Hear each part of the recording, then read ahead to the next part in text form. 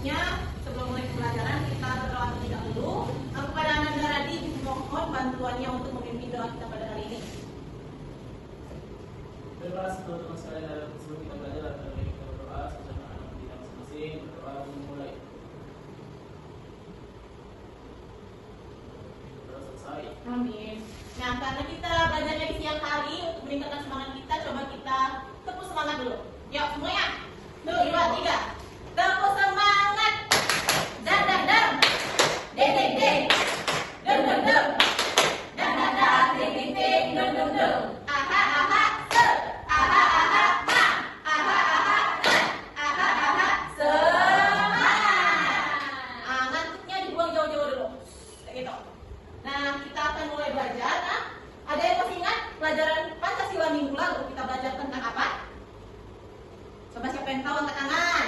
Tentang norma itu. Iya, tentang norma. Nah, norma itu kan ada beberapa macam, beberapa jenis. Nah, yang minggu lalu itu kita juga belajar norma, tapi Ibu mau tanya tentang norma apa? Ada yang tahu? Apa data? Kesopanan. Betul sekali, tentang norma kesopanan. Nah, biasanya kalau norma kesopanan ini adalah tentang etika kita ketika bersosialisasi atau berinteraksi dengan masyarakat orang lain, bisa jadi orang tua kita, teman kita, saudara kita, ya. Nah, pada hari ini kita juga akan belajar tentang norma, tapi tentang norma adat. Norma adat, ada yang sudah kenal atau pernah mendengar kata adat? Apa? Kebiasaan. Iya, kebiasaan. Norma itu kebiasaan. Kalau adat apa? Adat itu biasanya tradisi di suatu budaya atau masyarakat. Nah, tidak semua masyarakat Indonesia mengenal atau mengadakan budaya yang sama atau adat yang sama. Dalam hal ini kita akan belajar tentang norma adat masyarakat Betawi. Nah, norma adat Betawi. Nah, norma adat Betawi ini terdiri atas beberapa macam. Ada palang pintu, ada gotong royong, ada sunatan adat, ada juga lebaran adat Betawi. Nah, kita bisa menyaksikan materinya sebagai berikut. Bisa ya kita dengarkan sama-sama ya? Konon ceritanya, si Tito berhasil mendudukan Manado dalam tradisi palang pintu dan kemudian menikahi sang anak yaitu Aisyah. Pada awal tradisi ini akan menjadi dialog pembukaan dan saling berbalas pantun. Secara perlahan, intonasi para pelempar pantun.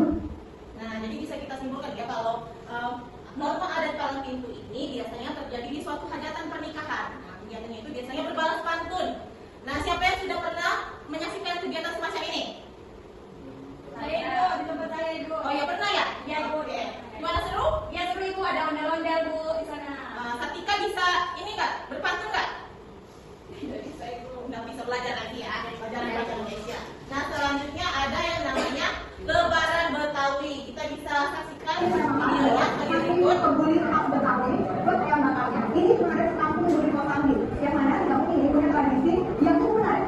Karena setiap tahun setiap lebaran ini selalu ada silaturahmi antar kampung. Ada sebagian dari kampung yang satu konser.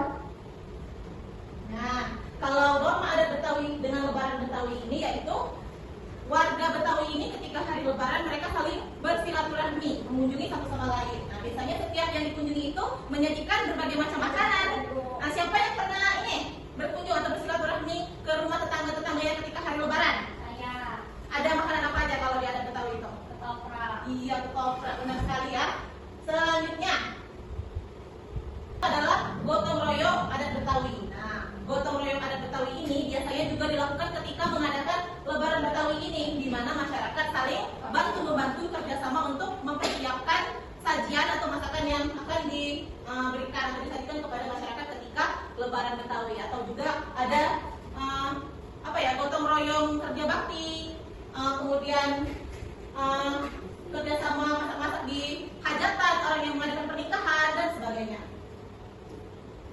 Nah, kalau yang ini biasanya identik dengan anak laki-laki, namanya khitan atau sunat, ya. Kita saksikan videonya. Keliling kampung. Nah, ini videonya bisa dibaca. Sunat umumnya dilakukan oleh dokter yang berpengalaman atau ahli sunat tradisional Betawi yang disebut dengan dekong.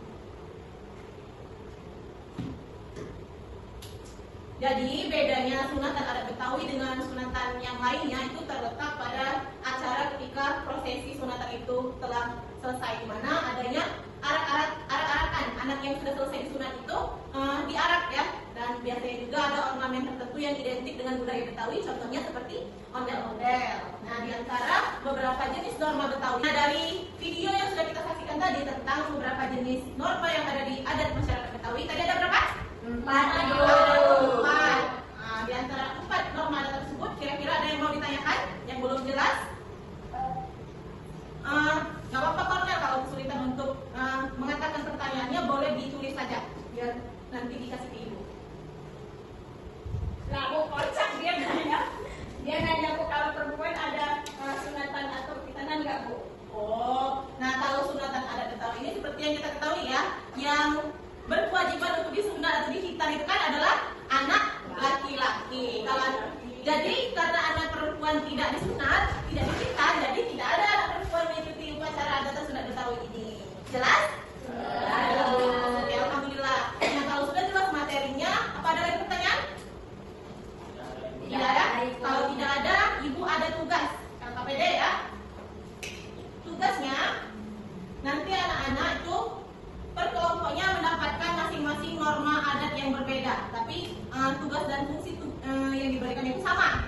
Tugas ini dikerjakan secara berkelompok. Nah, kita ada 4 kelompok ya. Nah, masing-masing kelompok itu mendapatkan norma adat yang berbeda, namun tujuan tugasnya sama. Tugasnya sama semua soalnya. Yang pertama yaitu apa tujuan adat tersebut? Bisa dilihat.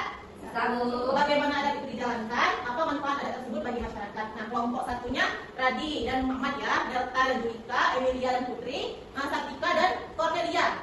Nah, tugasnya itu kelompok satu, ingat kan mana kelompok satu tadi? Oke, kelompok satu itu tentang ini adat pernikahan, palang pintu. Nah, ini tugasnya, bisa dipahami? Kelompok 2. Nah, ini kelompok 2, mana kelompok 2? Kelompok 2 itu tentang tradisi keagamaan lebaran Betawi. Nah, tugasnya ini ya, sama ya soalnya. Ya, Bu. Kelompok 3 mana kelompok 3? Saya. Nah, kelompok 3 itu tentang adat sosial, gotong royong. Pertanyaannya sama. Dan kelompok 4, mana kelompok 4? Kelompok 4 itu tugasnya tentang tradisi budaya sunatan adat ya. Jadi tugasnya tentang sunatan adat yang kelompok ini. Tugasnya sama pertanyaannya. Bisa dimengerti? Bisa, Ibu. Kalau bisa, nah ingatkan jangan lupa menulis ini nama kelompoknya. Maaf, ibu kelupaan membagikan KPD-nya ya. Ya, Ibu.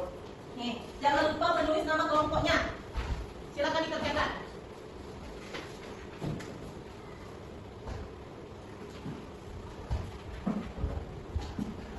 Bagaimana ini dia ada yang kesulitan? Bisa. Nah, bisa menjawabnya? Bisa. Data bagaimana? Bisa ibu. Nah, berarti dan temannya? Cornel dan Satika bagaimana? Bisa, Ibu. Bisa. Ya, alhamdulillah. Siapa yang sudah selesai? Kami, Bu. Siapa yang mau tampil ke depan? Duluan. Delta. Aku, Ibu. Ada? Delta. Data ya? Ibu. Oke, Data silakan maju ke depan. Lebaran, Ibu. Oke, kita buka ya. Ibunya tabrakan ya? Nah, kelompok berapa Data tadi? 2. Nah, ini dia kelompok 2. Pertanyaan pertama, tuliskan jenis norma yang sesuai berdasarkan video. Kalau dilihat dari video tadi, norma yang kami ambil yaitu norma keagamaan, Bu. Lalu yang kedua yaitu apa tujuan adat tersebut. Nah, tujuan adatnya yaitu memperkenalkan budaya pada generasi muda, Bu, agar budaya tersebut tidak punah di tengah modernisasi. Nah, itu Ibu. Lalu selanjutnya bagaimana adat itu dijalankan. Nah, adat ini dijalankan seperti ada yang pakai itu apa itu Bu? Ini penyajian makanan Bu, ada kerak telur, soto Betawi, ada dodol Betawi Bu di dalam video tadi. Lalu apa manfaatnya? Nah, manfaatnya itu adalah menguatkan identitas budaya lokal agar memberi kebanggaan pada masyarakat Betawi atas warisan budayanya Bu. Sudah Ibu. Oke, terima kasih ya Delta. Jawabannya sudah sangat memuaskan, sudah benar. Nah, Delta dan Putri boleh duduk. Ya, kita beri tepuk tangan untuk Delta dan Putri. Ada yang maju, mau maju lagi? Kami, Bu. Oke, silakan kelompok Satika dan Cornel maju ke depan.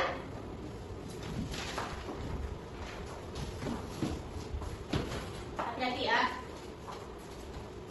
Silakan dari kelompok berapa? Silakan sampaikan. Ya, kami dari kelompok 4, Ibu. Ya. Kami tadi dapat videonya tentang khitanan, Ibu.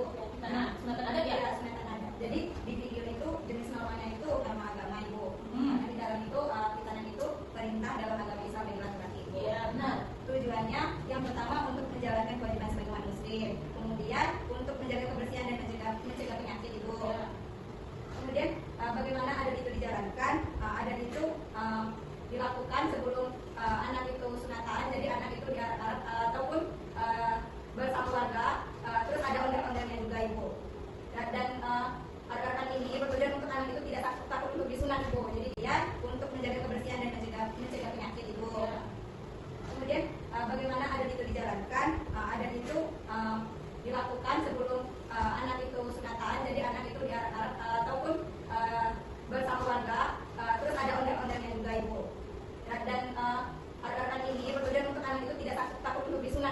dia nanti nggak kena disunat karena sudah senang dan bahagia sudah bermain dia. Gitu. Dan untuk manfaatnya ibu mengajarkan pada anak, ke video tadi manfaatnya mengajarkan pada anak tentang norma adat dan pentingnya menjaga kesehatan yaitu kita ibu.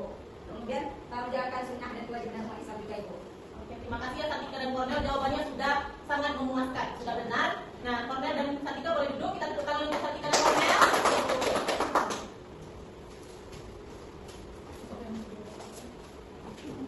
Yang lain bagaimana? Radi dan Emilia? Ada mau presentasi ke depan? Cukup? Cukup. Nah, anak-anak kelas 5 hari ini sudah sangat pintar, sudah sangat memahami materi kita pada hari ini tentang norma adat di masyarakat Betawi. Kapasitasnya sudah bagus. Nah, jadi hari ini kita sudah belajar tentang norma adat di masyarakat Betawi. Tadi ada 4 jenisnya. Yang pertama ada palang pintu, sunatan adat, lebaran Betawi, dan juga gotong royong. Nah, kenapa 7 adat itu mesti kita pertahankan? Kenapa? Iya, biar tidak hilang, biar generasi kita selanjutnya itu tetap mengenal adat sebagaimana yang sudah biasa dilakukan oleh masyarakat Betawi pada umumnya ya. Kemudian bagaimana adat itu dijalankan? Kira-kira menjawab pertanyaan itu bagaimana? Adat itu dijalankan karena adanya kebiasaan masyarakat.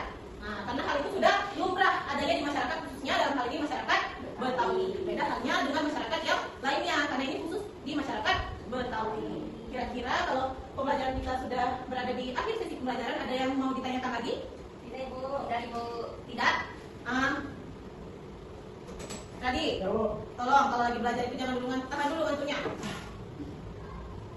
Nah, ibu mau anak-anak mengungkapkan perasaannya hari ini ketika mengikuti pelajaran Pancasila di kelas ibu hari ini. Nah, anak-anak mengungkapkannya dengan membuat emoticon sesuai perasaannya masing-masing. Boleh ditulis?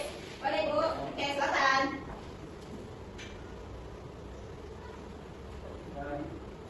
Coba kita tunjukkan sama-sama ya, begitu 1 sampai 5 angkat ke atas kayak ini.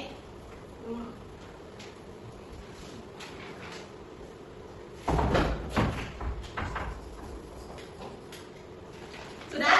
1, 2, 3, 4, 5. Oke. Wow, Emil terlihat senyum ya. Emil senang rasanya hari ini ketika pelajaran Pancasila sekarang? Senang. Kenapa Emil? Karena gampang. Karena gampang. Mudah dimengerti? Alhamdulillah. Oh, kenapa Putri? Kenapa emoticon yang menunjukkan muka sedih? Kenapa? Oh, boleh ditulis, boleh.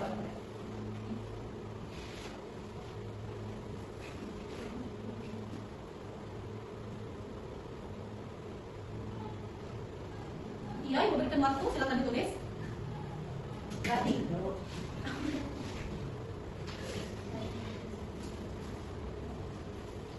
Oke, bisa ditunjukkan? Saya malu.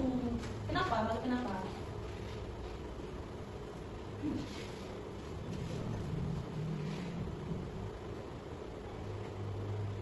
Oke, malu belum bisa berbicara. Nah, Cornelia, ibu tidak ingin kita semua mendiskriminasi Cornelia ya.